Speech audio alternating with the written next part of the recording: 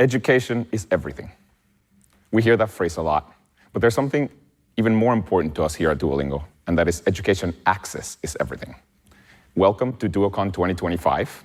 My name is Luis Fonan, and I am the CEO and co-founder of Duolingo. Now, I am from Guatemala. This is a public service announcement. That is where Guatemala is. It is right below Mexico. A lot of people talk about education as something that brings equality to different social classes, but I always saw it as the opposite, as something that brings inequality. Because what happens in practice is that people who have a lot of money can buy themselves really good educations, whereas people who don't have very much money, especially in poor countries, barely learn how to read and write, and therefore never make a lot of money. Now, what we wanted to do at Duolingo when we started it was to give access to education to everyone, regardless of whether they had money. And I'm very proud to say that since we launched 13 years ago, we have made a meaningful difference in access to language education. In most countries in the world, there are more people learning languages on Duolingo in that country than there are people learning languages across all high schools of that country combined. We have over 130 million people actively learning on Duolingo, and 90% of them are learning for free. We also have some very committed learners. For example, we have more than 10 million people that have a streak longer than 365, meaning they have been using Duolingo for the last year straight or longer.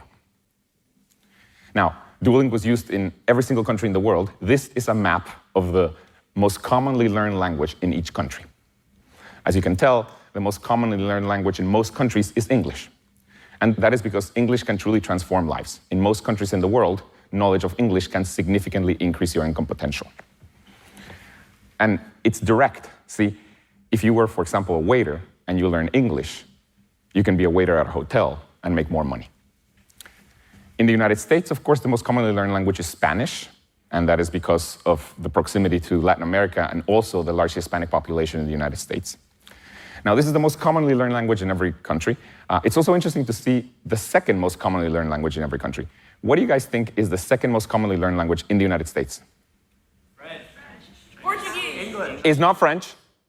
Japanese. It's not Japanese. It's English. The second most commonly learned language in the United States is English, and actually that's pretty common. The second most commonly learned language in Sweden is Swedish. The second most commonly learned language in Germany, it's German. In Italy, it's Italian. In Spain, it's Spanish. In Norway, it's Norwegian. And so on. Today, I want to talk about how we teach at Duolingo and how we teach better and better at Duolingo. And the first thing that I want to talk about is something that we started rolling out this year. Most of you have probably seen it, and that is the Duolingo score.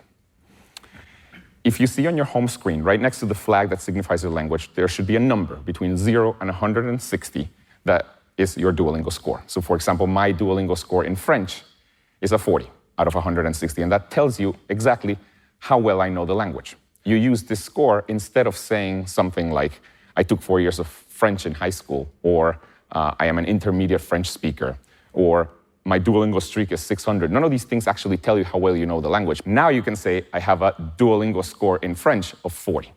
Now, let me tell you what the different ranges of the score mean so that you get a good idea. So for example, from 0 to 29, if your score is from 0 to 29, that is a beginner level. If you're familiar with the Common European Framework of Reference, or CEFR, the range 0 to 29 is equivalent to the level A1 in the CEFR. Here, you learn things like the present tense, or simple greetings, or very common words. The type of sentence that you would see in this level or in this range of scores is something like, the dog runs fast. By the time you get to score range 30, so when you finish this range, when you get to score 30, you can get to a point where you can communicate to somebody as long as the thing you're trying to communicate is not very complicated and as long as they're very patient with you. The range 30 to 59 of Duolingo score is like a pre-intermediate level. This is equivalent to the level A2 of the CEFR, and the type of sentence that you see here is something like, the dog has always run fast. In the range 60 to 99, this is equivalent to the level B1 in the CEFR, and the type of sentence that you see here is something like, I wish the dog hadn't run so fast. Here, you learn how to express your thoughts. Now, the range 100 to 129 is really important and really interesting to us. This is equivalent to the level B2 in the CEFR. The type of sentence that you will be able to master in this range is something like this. This is a sophistication. Who would have thought that the dog runs so fast? This is a level that we call independent. And why it's so important for us is because by the time you finish this level, by score 130, that is the point where you can get a knowledge job in that language. You may not be able to understand wordplay really easily, or you may not be a poet, or you may still have an accent, but you can get a knowledge job in that language. So for example, if your English level is 130, you could get a job in the United States as a software engineer, or you could be a university student. And for us at Duolingo, this is the goal. We're trying to get everybody to a score 130 in the language that they're learning so that they could be in a position where they could get a job in that language. And this is why our courses don't teach past Duolingo score 130. So even though the score goes all the way to 160, we don't teach past score 130. And it's because at that range, we're just talking about very sophisticated language. So for example, the canine's legs had exerted enough kinetic energy so as to allow him to run with high velocity. We expect people to learn this type of language by themselves, and we just want to get people to a score where they could get a knowledge job in that language. Now, our courses to teach English, Spanish, and French can get you to Duolingo score 130, meaning if you finish the entire course, you could actually be in a position where you could get a job in that language. We're very proud of that. Our courses to learn German, Italian, Japanese, Korean, Chinese, and Portuguese currently get you to score 60, but in the next few months, we're going to be able to get you to score 130, so we're very proud of that. Now, we all know that learning a language takes a long time. This is a table of how long it takes on average to get to different scores on Duolingo. So for example, to get to a score 30, it takes 93 hours. Now, if somebody tells you that they have a streak of 1,000, that shows that they're very committed. But if they only do one lesson of Duolingo per day, each lesson takes about 3 minutes, after 1,000 days, you've only done about 50 hours of work. So if somebody tells you they have a streak of 1,000, you should congratulate them because that means they are very committed. However, it may not mean they know a lot of the language because they have not even passed the beginner level. So this is why it's much better when you're talking to somebody to tell them what your Duolingo score is rather than what your Duolingo streak is.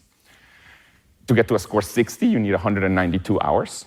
To get to a score 100, it takes about 397 hours. And to get to a score 130, remember, this is the place where you could be good enough in that language to get a job in that language, it takes about 550 hours. Now, we're very proud of the fact that after 554 hours, you can get to a pretty advanced level of the language. Now, for some of you, 550 hours may seem daunting because it seems like a lot of time. But this is the magic of Duolingo. This is why we work so hard to keep you motivated. This is why we have features like the leaderboards that get you to do more lessons every day, or this is why we have features like the friend streak that get your friends to encourage you to continue doing lessons on Duolingo. Now, being able to teach all the way to the point where you could get a job in that language really requires a lot of sophistication in the way we teach. And as you progress in your score, the course actually changes to be more and more sophisticated. So for example, at the beginning of the course, when your score is a low number, you may get a sentence like this, sí, yo hablo español, meaning, yes, I speak Spanish. But as your score gets higher and higher, you may start seeing exercises like this one, which gets you to read a whole paragraph. We also have different types of lessons that teach the different aspects of the language. One of my favorite type of lessons is adventures. What adventures do is it's like a little game, and they help you figure out how to navigate the world. Let me show you what they look like. Hola, Lucy. Hola, Sari. Quiero café, por favor. ¿Quieres café con leche? Sí, quiero café con leche. Y quiero un sándwich.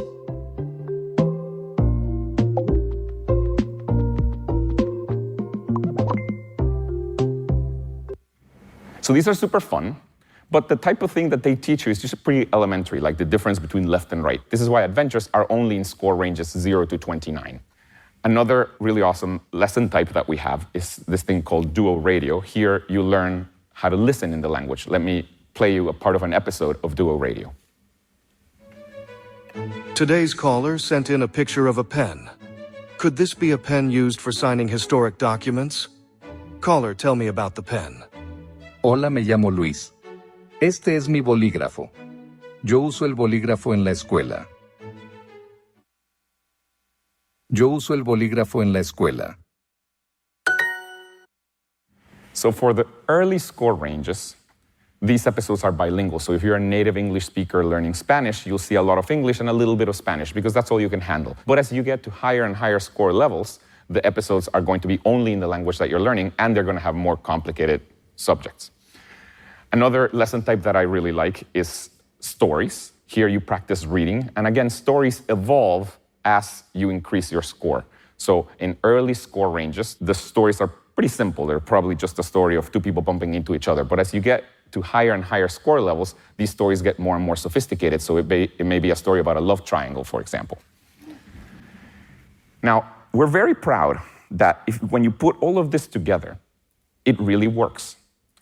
Our research team has run dozens of studies that prove that people actually learn on Duolingo. Let me tell you about one study that we did that we repeated across different years. This study we ran in 2020, 2023, and 2024. And here's what we did. We took people who didn't know any of the language that they were learning. They learned on Duolingo and only used Duolingo. And when they got to a certain point in the course, this is the point where you have Duolingo score 60. At that point, we tested them to see how well they listened and they read. And then these are the results. As you can see, over time, Duolingo is actually getting better. The people that we tested in 2023 did better than the people that we tested in 2020, and the people that we tested in 2024 did better than the people that we tested in 2023. So Duolingo is getting better over time at teaching. Also, starting in 2023, the people who reach score level 60 actually have a CEFR level of A2, meaning they really are learning what we expect them to learn, and we're very proud of this. Now, the Duolingo score is a great way to show people how well you know the language. But it is not certified, so you can't use this score to apply to a university, for example. But there are cases where you may need to have your score certified, especially if you're learning English. So for that, we have this thing called the Duolingo English Test. The Duolingo English Test is a test that you can take from anywhere. You can take it from home on your computer, and you pay $70, and you get a certified version of your score. So you get a certificate that tells you your Duolingo score. And this certificate you can actually use for all kinds of things. For example, if you're applying to a university here in the United States as a foreign student, 99 of the top 100 universities, according to US News & World Report, accept the results of the Duolingo English Test as proof of English proficiency. In fact, over 6,000 academic programs across the world accept the results of the Duolingo English Test. So we're very proud of that. And what we want is the combination of the Duolingo score, which has a very wide appeal, and the Duolingo English Test, which has a certificate. We want these two things to make it so that the score becomes the proficiency standard for languages. So from now on, when people ask you how well you know a language, you should tell them your Duolingo score. This is all I wanted to talk about today, but we have a great show. You're going to get to hear about video call, which allows you to practice conversation. You're going to get to hear a really exciting partnership about sharing your score. And you're going to get to hear about our chess course, and also you're going to get to hear about how we do product development on Duolingo. Thank you, and enjoy the show.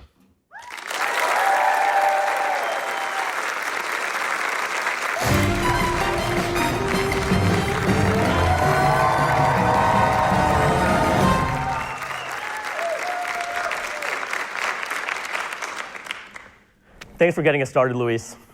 You guys want to hear a fun fact? Did you know Luis calls his mom every day? That's impressive. I'm pretty happy about the fact that I call my mom 2 or 3 times a week, but every day, that's next level. With so many things going on in our lives, it's pretty hard to call our parents and make sure they get the really important life updates like what we ate for lunch or if we did our laundry. These are the things our parents need to know. So if it's so hard to call our parents every day, you know it's even harder to call Lily and get your language practice in. Last year, we announced Video Call with Lily, a feature to help you get this essential conversational practice. I'm Yash Patel, the engineering lead for this feature, and I'm here to tell you how we're making Video Call with Lily even easier than calling your mom. First off, we had to make Video Call more available. Now, it's available to all Max subscribers in our top 9 courses. In each unit, there are 5 video call sessions, and there's even a dedicated tab for this feature. The short story is you should always have a way to call Lily. I mean, you might as well make her your new emergency contact. Every day, Lily does the work of over 500 language tutors working 24 hours a day to give you conversational practice on demand, making her one of the largest conversational agents on the planet. So now you're getting your speaking practice in, but we want you to work smarter, not harder. So let's think about this in 2 parts. First, I want you to think about the very first time you rode a bike, you learned to swim, or the first time you drove a car.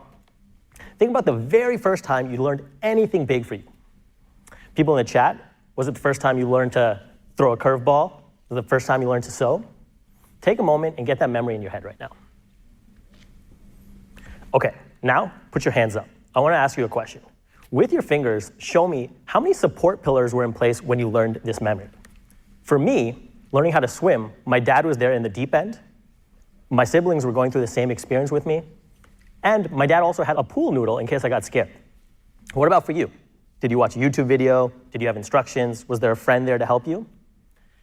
Okay, go. I want to see your fingers. What do we got?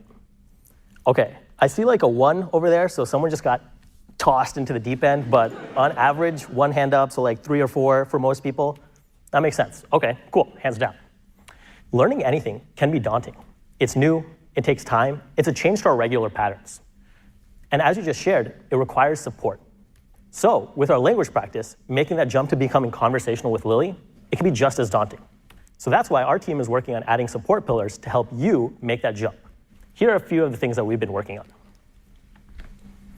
Number 1, we want learners to start calls feeling prepared. So we'll ramp you up with comfortable topics like where you're from or your favorite foods. We'll show you captions of what Lily is saying and gradually help you take those training wheels off.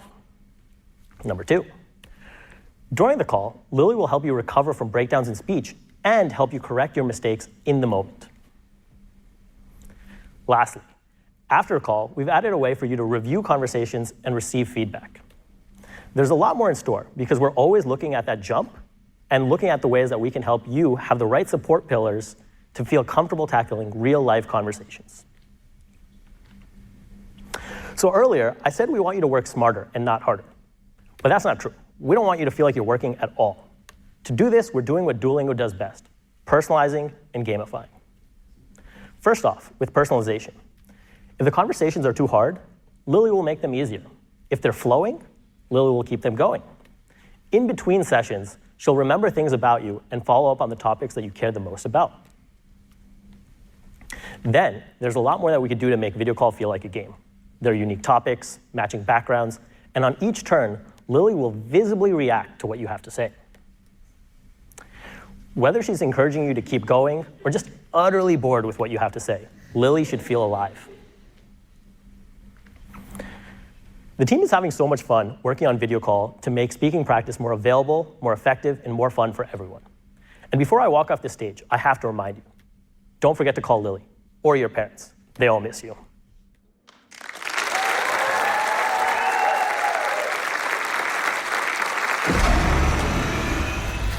That was Yash talking about video call. Yes, the one where you practice speaking with me. I know, I'm great. You're welcome. Next up is George, VP of Business Development. He's here to talk about a new partnership. It comes with bragging rights. Believe me, you'll love it.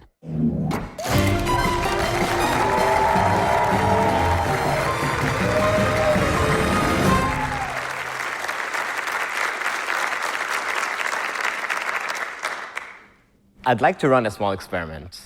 Let's see how multilingual this crowd is. Raise your hand if you've ever tried to learn another language. Okay, that makes sense. It is a Duolingo conference after all. Keep your hands up, actually, if you've struggled to explain to people how good you are at this language. Okay, I still see most of the hands up. This is hard. Folks on chat, when someone asks you, how good are you at this language you're learning, react with an emoji to let us know how you feel answering this question. See, this is a common struggle, but it doesn't need to be. Hi, my name is George, and I'm a Spanish 58. Sometimes saying I know some Spanish just doesn't cut it because it's so broad. But what if you could say a number, and that number meant something? Like a credit score, but for language. This is where the Duolingo score comes in. You've heard a lot about the Duolingo score today, and that's by design. If there's one message we'd like you to take away from Duocon this year, it's this. We want the Duolingo score to become the standard for describing your progress on Duolingo, and eventually, the global standard for language proficiency. Just like learners obsess about their streak, we want them to care about their score, and even better, we want them to be proud to share it. We are building towards a world where people say, I'm a Spanish 58, instead of the vague, I kind of speak some Spanish. It's clearer, it's more credible, and frankly, it's cooler. So what does it mean to be a Spanish 58? As a Spanish 58, I can make small talk on my first date in Mexico City. I can ask my date if they've been to my favorite taqueria y avisarles que la salsa verde es muy picante. But for the score to matter, it needs to live beyond the app. It needs to show up in the real world, in the wild, on platforms where language skills give you an edge. Dating apps, freelancing platforms, social networks, anywhere that your language level means something. And today, we're taking our very first step towards that world. I am thrilled to announce the first Duolingo Score integration is live now on LinkedIn, starting today.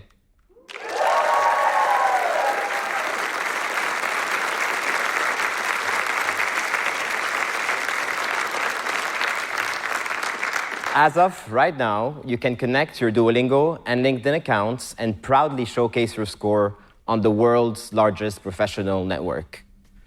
This means your language skills are now verified, up to date, and understood by employers and recruiters all over the world. Are you a French 50 and an English 25? Maybe you're Japanese 10 that's increasing every week? Well, you no longer have to wonder if you are at the elementary proficiency or the limited working proficiency level. It's all right there, automatically updated as you progress on Duolingo.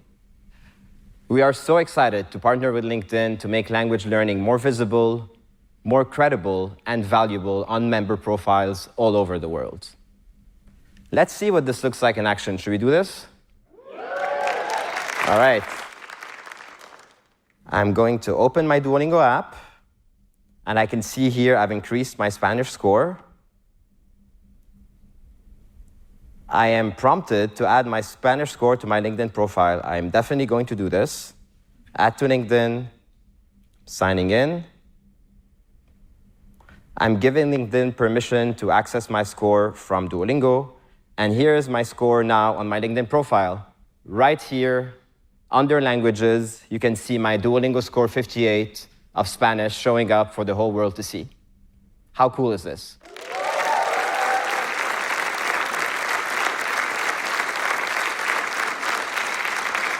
So what's your score? Before Duocon ends today, open your Duolingo and share your Duolingo score on LinkedIn. You'll be amongst the first people to do that in the world. And for people here in the audience, let's do this together. When I say go, turn to someone next to you, introduce yourself with your name, a language you're learning on Duolingo, and your Duolingo score. Are you ready? Yeah. Go.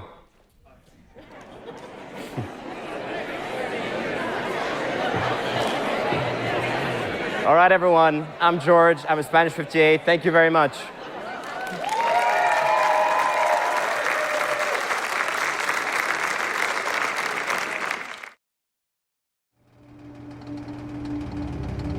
I don't care if you're the popular kid or you're not. Everybody has an education horror story. I want to undo that.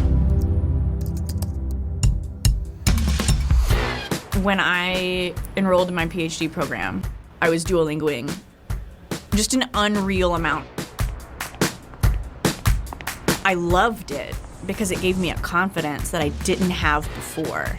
And then it kind of like leaked into my tutoring practice. I have the widget on my iPad background, and my students will like point at it and be like, oh my gosh, you have a 780-day streak? Like, that's insane, dude. Then I can be like, yo, add me. Oh, yeah. And I can send them high fives or praise them in some way, shape, or form. And then they start doing it regularly.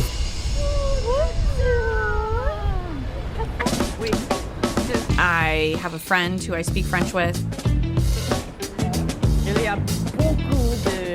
And when I tell people, yeah, I'm not fluent, but I'm pretty close to fluent at this point, they're like, what?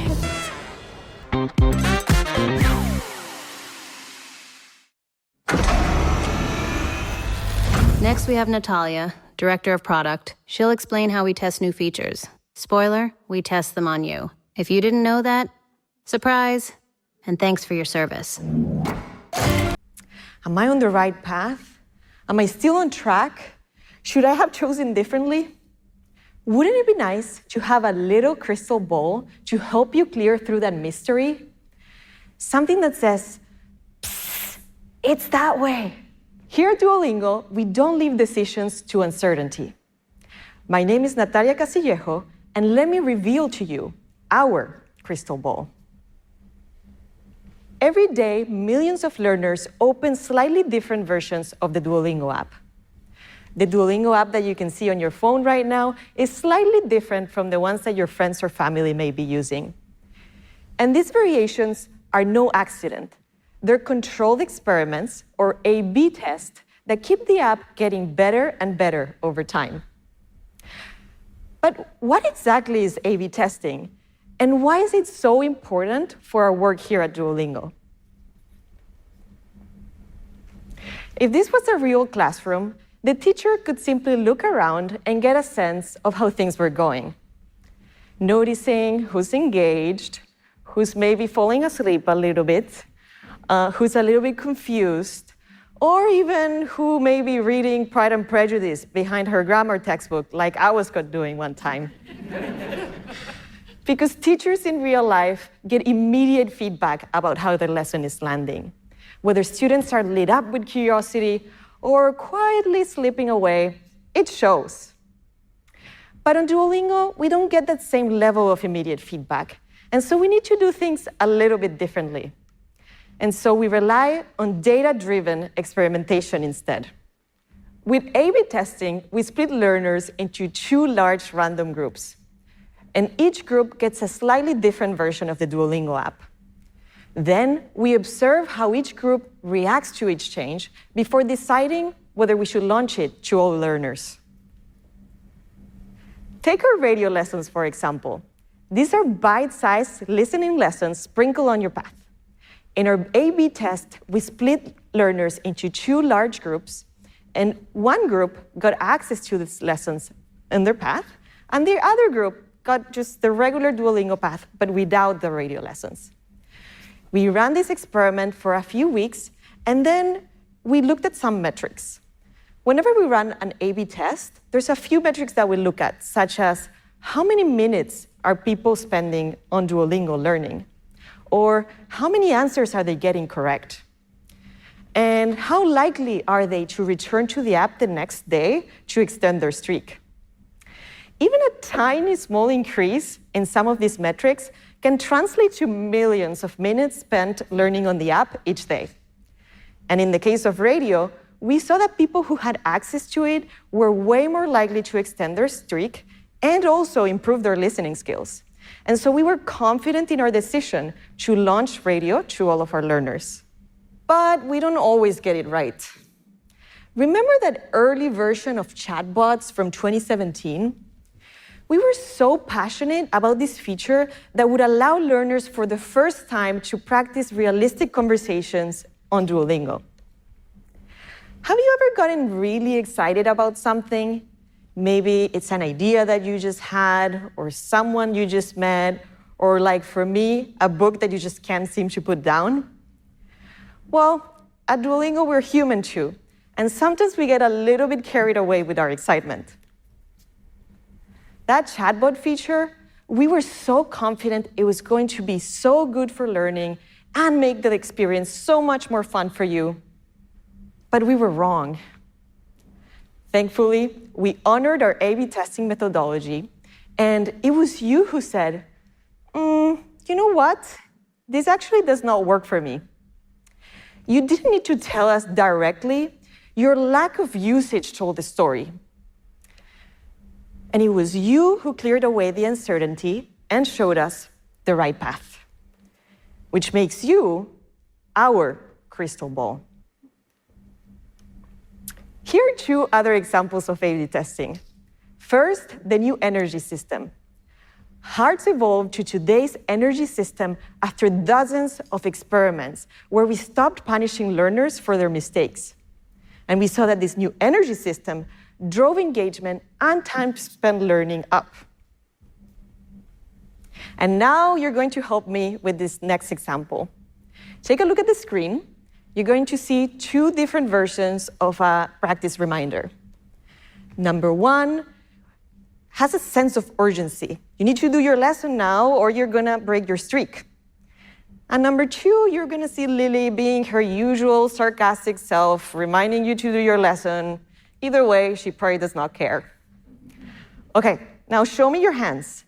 Show me a 1 or a 2. Which version of the notification do you think you would respond better to? Number 1 or number 2? All right, thank you. Now, people online in the chat, type 1 or 2. The team is waiting to tally up your vote. Behind every notification, every lesson, and every sparkly streak is an A/B test asking a simple question. How do humans learn best? A/B testing lets us answer this question with data instead of intuition. So thank you for being the voice of certainty. Thank you.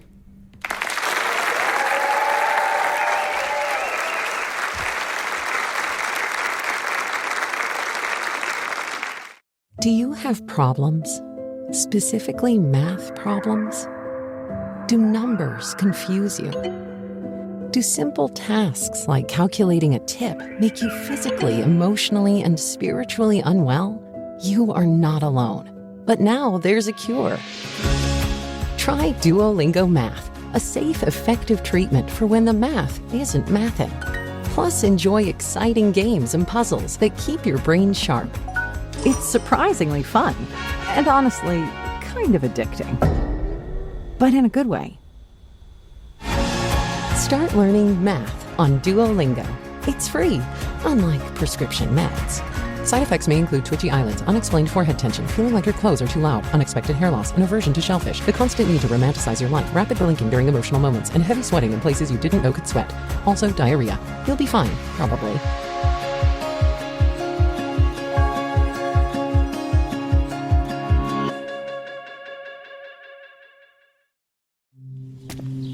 I was in the process of giving up. I felt like I was in a cage. In South Africa, the only thing that is given to a refugee is the basic education. So when the Duolingo opportunity came to me, I felt like someone gave me a weapon to go and change the world. I was born in a small village in Congo. This is me. This is my dad. And the one behind over there, that's my brother. Due to the conflict and the insecurity that took place in Congo, I was forced to leave and go and seek refuge in South Africa. I had a very big dreams. I wanted to become a medical doctor. I wanted to become a scientist. My advisor, she asked all the scholars to take the DET test. The score that I got from there was actually submitted as part of my application to Vanderbilt University, which was a very good indication that I can speak English with no problems.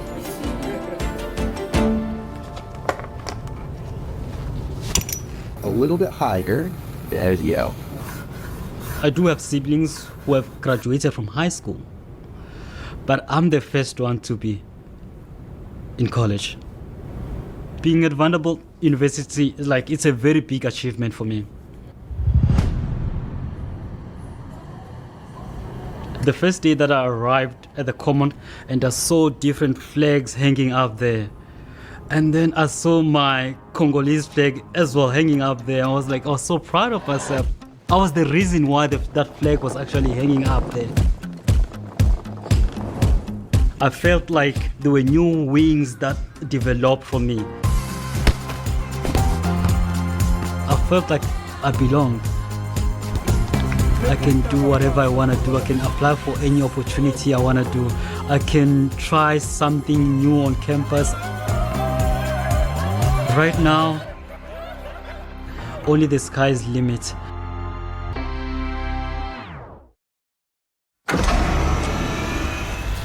Let's talk about something new. Apparently we teach chess now. I know, even I'm impressed. Anyway, I'll let Oscar explain. Thank you, Lily. Yes, we've added chess to Duolingo. Finally, a game worthy of my time. We'll teach you how to play, how to think strategically, how not to embarrass yourself, and best of all, I'm in it. To explain how we're teaching it, meet Elisa, one of our wonderful learning designers.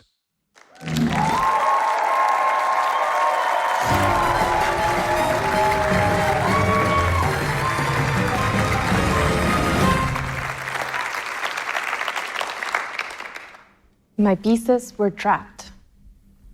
The stakes were high. And the loser paid for dinner. I could win my favorite meal and the pleasure of removing the smugness from his face, or I could lose it all and be stuck listening to him gloat about his chess prowess. Raise your hand if you play chess regularly. Anyone? And anyone at home? Do you play chess? Share with me in the chat, what's your favorite opening? I see a couple of hands. Thank you, thank you. There's at least 3 chess players in my family. I'm proud to say that my great-aunt was the first Mexican female chess player to lead national teams to international competitions. She dedicated her life to teaching others, especially women, to play and compete. She believed that chess is not just a simple game. Players have to use critical thinking skills, solve problems creatively, and make plans with multiple options. But it has a human element too. You learn to think from someone else's perspective. What do they see? What are their plans? And how can you thwart them? And you learn how to lose and win humbly. Hi, I'm Elisa Camps-Troncoso, and I'm proud to be following in my great-aunt's footsteps as a learning designer on the chess team. So, back to that fateful day. It was hot, the sidewalk was getting crowded, and there were actually people standing around us watching us play.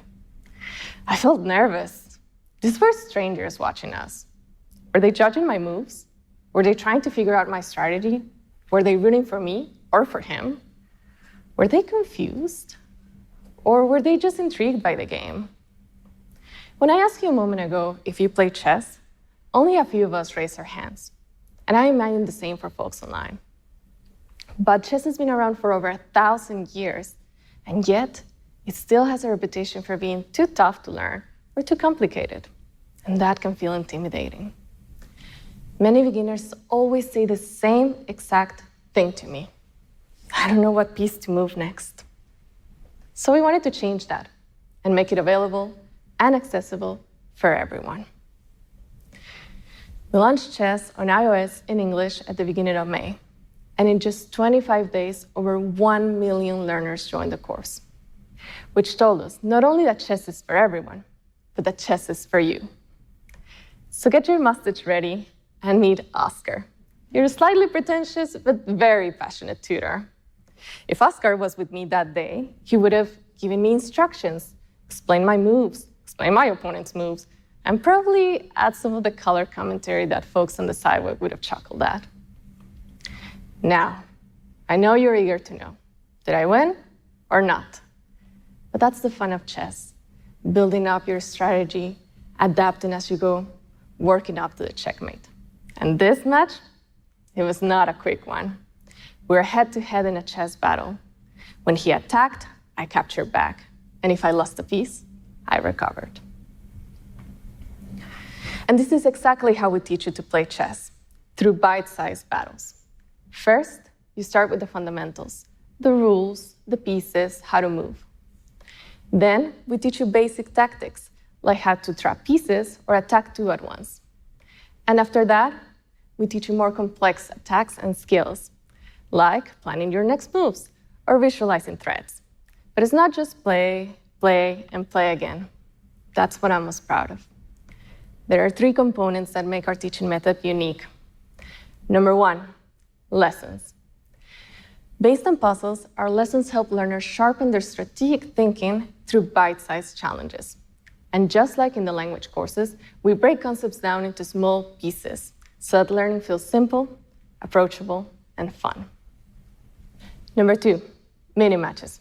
To get your adrenaline going, you'll encounter mini matches, where you have to capture as many pieces as you can in 90 seconds. This is where we take some of the anxiety out of the process. This is your playground. You don't have to worry about checkmate. You just need to capture and have fun. Mini matches will allow you to focus on your muscle memory and gain confidence in yourself in action. Number 3, our capstone experience is, of course, a match against Oscar. Just like in language, it is not enough to learn words and phrases. You need to put them into practice. So after going through a chess unit, you should put your newly acquired tactics to the ultimate test and play a match against Oscar. He will not just play in silence. He will comment on your moves, gloat if he captures, and pretend it was all part of the plan when he loses a piece, just like my opponent did. And Oscar will evolve with you, win or lose, and get progressively harder the further you advance. So, the match was coming to its end. Everyone is still staring. He was getting ready to checkmate, but I got there first. I won, just like you can. Chess is available now in English and Spanish on iOS, and we will be launching soon in French, Italian, Portuguese, German, Japanese, and Chinese. We've been working around the clock to bring it to Android, so you can learn and play chess anywhere in the world. So let's try this again. Raise your hand if you want to play chess. I'm so excited to see you all become grandmasters. Remember, chess is for you. I'd bet dinner on it. Thank you.